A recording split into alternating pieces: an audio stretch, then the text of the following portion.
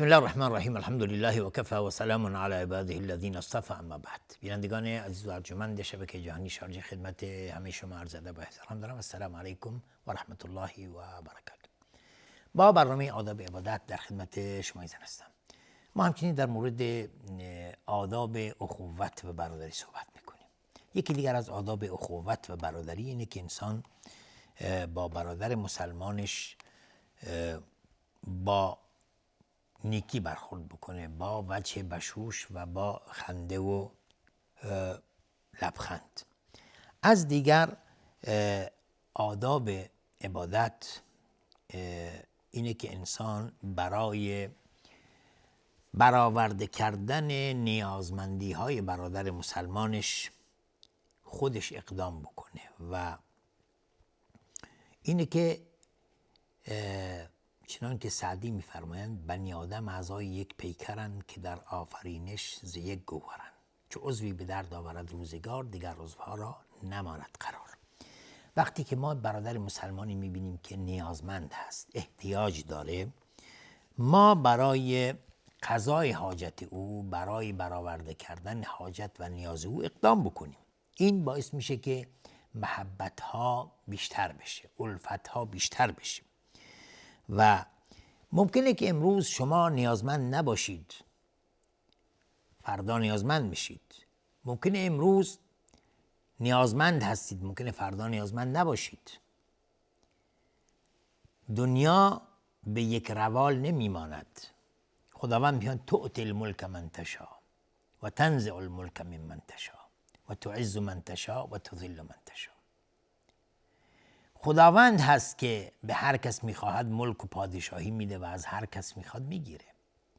امروزه ما ظاهراً و میبینیم و دیده ایم که چه بسا افرادی که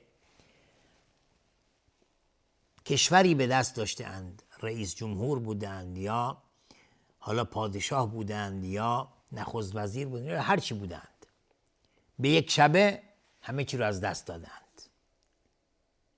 حتی جانشون هم از دست دادند. افرادی بودند که ممکنه دورگرد و گدا و ممکنه اصلا هیچی اصلا در جامعه چیزی هم محسوب نمیشده، الان دارای ملک و پادشاهی و دارای همه چیز هست، دارای قدرت هست. پس اینجاست که ما باید دقت بکنیم. اگر امروز قدرتمند هستیم به این قدرت خود ننازیم. نگیم که نه من خودم دارم، ثروت دارم و نیازی به هیچ کس ندارم. نه، این گونه نیست. هر آن ممکنه که انسان این مال از دست بده، برشکست بشه، نابود بشه، فردا نیازمند میشه. پس هرگز دست کم نگیر اقدار الهی، قضا و قدر الهی، چون ما از قضا و قدر الهی اطلاع و آگاهی نداریم. نمیدونیم که این ثروتی که خدا به ما داده تا کی در دست ما خواهد بود، چون ما خلیفت الله هستیم. خداوند این مال رو در اختیار ما گذاشته که ببینیم ما چگونه عمل میکنیم.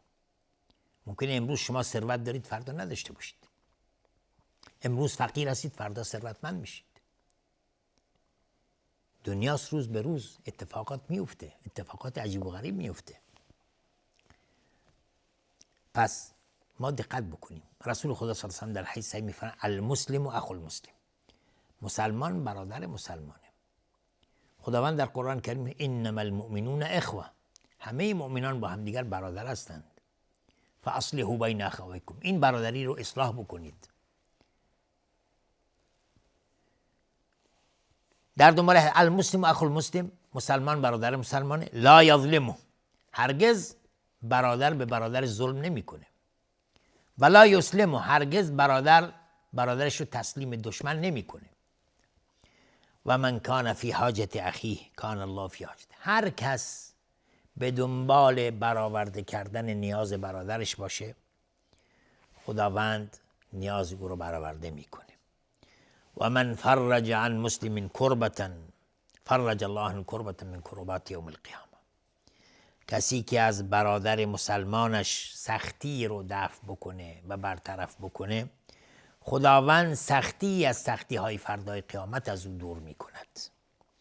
و من ستر مسلما ستره الله یوم القیامه. و هر کسی که برادر مسلمانش رو ستر بکنه، او را بپوشاند، خداوند در فردای قیامت او رو می پوشاند. اینجا باید دقت بکنیم.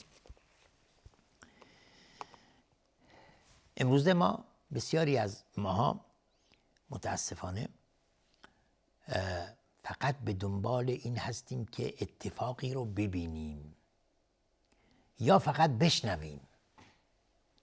به مجرد دیدن یا شنیدن اتفاقی دنیا خبردار میشه. حالا ممکنه این اتفاق یا این خبری که ما میشیم اصلا دروغ باشه. رسول خدا صلی الله علیه و آله در حدیث صحیح میفرماید کفا بالمرء اثما ان یحدث بكل ما سمع. برای شخص مسلمان یا برای شخص کافی است از گناه که هر چی که میشنوه به مجرد یک چیز شنید بره بازگو بکنه. یعنی انسان اینجا حدیث چی میفرمایند که به مجردی که شما چیزی شنیدید فوراً اون رو پخش نکنید، تحقیق کنید، بررسی کنید و حتی اگر راست هم که باشه، صحیح هم که باشه، درست نیست که اون رو منتشر بکنید و عالم الله خبر بشه و شخص رو رسوای خاص و عام بکنید. نه، ما باید دقت داشته باشیم و برای حفظ و آبروی شخص مسلمان تلاش بکنیم. این دستورات اکید اسلامه که ما از برادر مسلمان خود دفاع بکنیم، نه اینکه بشینیم او رو رسوا بکنیم. نه. پس ستر کردن انسان مسلمان در دنیا باعث میشه که خداوند در فردای قیامت شما رو ستر بکنه. در حدیث دیگری ما داریم که رسول خدا صلی الله علیه و آله میفرمایند احب الناس الی الله انفعهم للناس. محبوب ترین مردم نزد خداوند با منفعت ترین برای مردم هست. اون کسی که برای مردم نفع بیشتری داره نزد خداوند محبوب تره. احب الناس الی الله، محبوب ترین مردم نزد خداوند انفعهم للناس، اونی که با نفع تر است برای مردم، این محبوب تره نزد خداوند. پس شما دقت کن و ببین که آیا شما نفعی برای مردم دارید یا نه، یا فقط به دنبال نفع خودت هستی. دست و دست هم میذاری که مثلا حالا شما انسان مسلمانید، بغل دستیت میبینی همسایت هست، قوم و خویش جماعتت هست، نیازمنده، فقیره، وضعش هم میدونی، شما هم ثروتمندید، دارا هستید، هیچ توجهی نمی کنید، نیازمندیاشو برطرف نمی کنی، خوبم میدونی. خب این خطرناکه. فردای قیامت شما مسئول هستید. خداوند از شما سوال میکنه که ای بنده من، همسایه بغلیت قوم و خویش جماعتت بود، نیازمند بود، ولی نیازمندی او رو برطرف نکردی. چرا؟ پس ما باید دقت بکنیم تا نیازمندی های همدیگر رو برطرف بکنیم. انسان به وسیله همدیگر، انسان میتونه همدیگر رو به تکامل برساند و کامل بکنه. هر انسانی نواقصی داره، نیازمندی هایی داره. با دست دادن در دست همدیگر میتونیم بر مشکلات فائق آییم. امروزه مسئله‌ای که بسیار جهان رو نگران کرده ویروس کرونا است. به نظر من این ویروس یک نعمتی است از جانب خداوند برای بشریت. خداوند ما بندگان رو دوست داره و به همین خاطر چون مردمان از بس بیرسومی و بدرفتاری و بداخلاقی و ظلم و ستم کردن به همدیگر، خداوند این ویروس ناچیز و کوچک رو فرستاد که اصلا با چشمم دیده نمیشه و خیلی هم ضعیف است، قدرتی هم نداره، ولی این همه کشورهای قدرتمند جهان به زانو در آورده. هیچ کس جلودار اون نیست. خداوند در قرآن کریم میفرماید و ما یعلم جنود ربک الا هو، و هیچ کسی نمیدونه که سرباز الهی چیه مگر خداوند. این ویروس سربازی از سربازهای الهی است. اونچنان که پرندگان ابابیل رو بر اصحاب فیل فرستاد و اونها رو نابود کرد، امروزه خداوند یک ویروسی رو فرستاده و این ویروس کوچک باعث شده که تمام دنیا رو با همدیگر متحد بکنه، همه رو و توجه به خداوند بکنند. تمام اون اماکنی که اماکن فساد و تباهی و اماکن فسق و فجور بود، همه خود به خود با اراده خودشون کشورها اومدن بستند و جلو همه اینها رو گرفتند. اینها باید ما دقت بکنیم و در این مسائل فکر بکنیم که برای چی خداوند این ویروس رو فرستاده. خداوند رحمان و رحیم است. خداوند دوست نداره که بندگانش مبتلا بشن و گرفتار بشن. خداوند میفرماند که و ما نرسل بالآیات الا تخفیفا. بعضی وقتها آیات الهی خداوند میفرسته برای اینکه بندگان بترسند، به سوی خداوند رجوع کنند.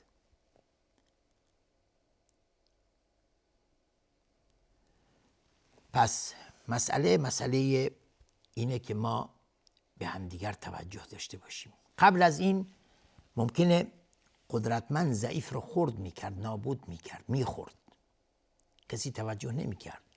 این همه مسلمانان در تمام دنیا مورد ضرب و شتم و کشتار و بدبختی و گرفتاری واقع میشدند، کسی چیزی نمیگفت.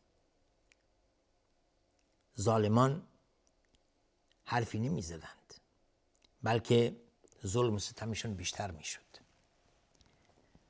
خداوند این مسئله رو پیش کشید تا اینکه به این ظالمان بفهمه و درسی بده که شما با این قدرت‌های نظامی سنگینی که دارید و این بمب‌های اتمی و این موشک‌های قاره پیما و این اسلحه‌های حالا بیولوژیکی و اسلحه‌های لیزری و هر چی هست، شما قدرت جلو گرفتن یک ویروس رو ندارید. پس بفهمید قدر خود را و بدانید که شما و خلق الانسان ضعیفا، انسان خلقتش ضعیف است. شما هیچ قدرتی ندارید. اگر خداوند بخواد شما را به یک لحظه نابود خواهد کرد. پس ای بنده برگرد، توجه کن و به سوی خدا بازگرد. الان تمام کشورها میبینیم که اولین کاری که میکنن قرآن میذارن و حالا ما روزی دیدیم ترامپ جلسه حکومیش رو با آیاتی از کلام خداوند شروع کردند. بیشتر کفار میبینیم که همراه مسلمانان نماز میخونند. اینها مسائلی است که ما باید دقت بکنیم. پس ما به فکر همدیگر باشیم. احب الاعمال الی الله سرور تدخله علی مسلم. بهترین عمل نزد خداوند اینه که شما یک خوشحالی رو به دل مسلمان وارد بکنید. باعث لبخند و خوشحالی یک مسلمان بشید. این کار بسیار عظیمی است. او تکشف عنه کربه، یا اینکه از او سختی دفع بکنید. حقیقتا کشور امارات، شیوخ امارات جزاهم الله خیر، اولین کسانی بودند که این مشکلی که پیش اومد دست همکاری به سوی تمام مسلمانان دراز کردند. حتی دنیا تمام نیازمندی ها رو برطرف کردند، مشکل دیگران رو برطرف کردند. علاوه بر برطرف کردن مشکلات خود کشور امارات، کشورهای همسایه همه از خیرات امارات اونجا سرازیر اون کشورها شد و مسلمانان رو در بر گرفت و غیر مسلمان رو. خب اینها همه سبب خیر و برکت هست. به خاطر چی که خداوند اینجاها در خلیج خیر و برکت وارد کرده؟ به خاطر اینکه این کشورها، حکام این کشورها خیراندیش هستند، خیرخواه هستند نسبت به ملت خود و نسبت به ملت مسلمان و حتی غیر مسلمان. او تقضی عنه دینا، یا اینکه انسان بیاد از برادر مسلمانش دینی رو، بدهکاری رو برداره. او تطرد عنه جوعا، یا اینکه گرسنگی رو برطرف بکنید، یا اینکه گرسنگی از او برطرف بکنید، برداری. ولأن امشی مع اخ فی حاجة احب الی من ان اعتکف فی هذا المسجد.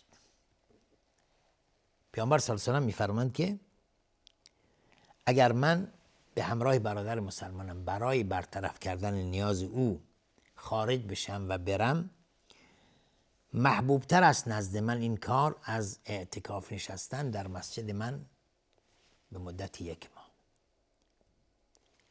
عبادت در مسجد پیامبر، نماز خواندن در مسجد پیامبر، هر نماز معادل 1000 نماز است. روزی 5 نماز میشه 5000 نماز. 30 روز که 1 ماه باشه در 5000 میشه 150000 نماز. یعنی شما به همراه برادر مسلمان خارج بشی برای برطرف کردن نیازش، از 150000 نماز که در مسجد پیامبر خونده بشه چیه؟ محبوبتر پیامبر میگه نزدش. در دنبال حدیث میفرمند و من مشى مع اخی فی حاجة حتی یقضی له ثبت الله قدمه یوم تزول الاقدام. کسی که همراه برادر مسلمانش بره برای برطرف کردن نیازش، تا اینکه نیازش رو برطرف بکنه، خداوند پاهای او رو، قدمهای او رو ثابت می کند روزی که بسیاری از قدمها ثابت نیست و می لغزد. او ثابت قدم میشنه در فردای قیامت. انشاءالله که خداوند به همه ما توفیق بده که به دنبال برطرف کردن نیازمندی های برادران مسلمان خود باشیم. تا دیدار دیگر و برنامه دیگر همه شما رو به خداوند بزرگ میسپارم. و آخر دعوانا ان الحمدلله رب العالمین و السلام علیکم و رحمت الله و برکاته.